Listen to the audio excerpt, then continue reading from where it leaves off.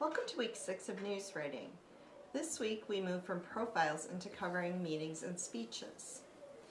Every beat, whether you're covering sports or politics or education, requires reporters on those beats to cover meetings and speeches.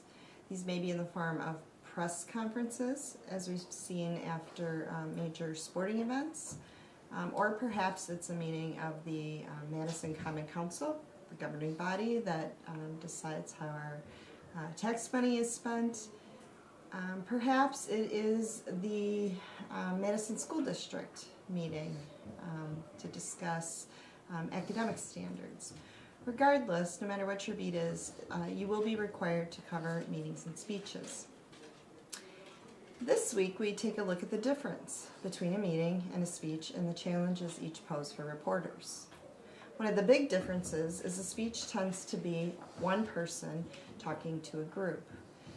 Perhaps you have a question and answer opportunity, but maybe not. It's usually very focused on a particular topic, and again may have one person who is the expert. Meetings, however, involve a larger body. Typically they will post an agenda ahead of time. They may cover several different topics, and it's up to you to decide what you need to focus on and what's most important to your readers. So this week, I challenge you to start thinking of a speech or meeting that you would like to cover. This week, we're also going to talk about blogging. Many of you are familiar with blogging and perhaps even blog yourself. One of the issues today is the use of blogging by people who sometimes misconstrue a blog as a news story. Oftentimes, news reporters, especially those who have a column, are asked to blog. These tend to be opinion pieces where their opinion may or may not be backed by factual information and data. This week, I would like you to consider the difference between a blogger and a journalist, or when is a blog journalism? Today, we're seeing news coverage in places we never saw before, including places where the media has not been welcome. In countries such as Egypt, we saw social media allowing people who were involved in protests to share information with the rest of the world that the media otherwise couldn't have. These are sometimes referred to as citizen journalists, and they serve a very important role in news and journalism today. Blogging is one way citizen journalists can share their stories with the rest of the world.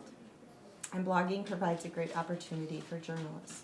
But again, we need to think about the information we're sharing, what our sources are, how we're attributing to them, and are we being fair, accurate, and balanced. So this week, take a look around and see what kinds of speeches, meetings, and other events are going on in the community.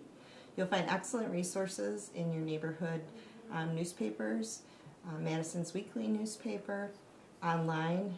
Both the University of Wisconsin and METC often have events where you are welcome for free to attend, and many of these make excellent stories to cover.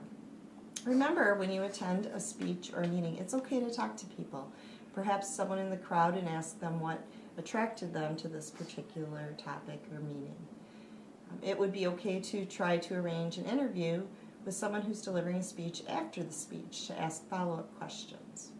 In both cases, going into the event is important to make sure you're as prepared as possible. Try to make time to do your research and go in prepared.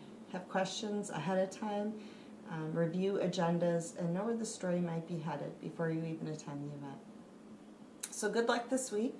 I hope you enjoy whatever speech or meeting you choose to cover, and I look forward to reading it.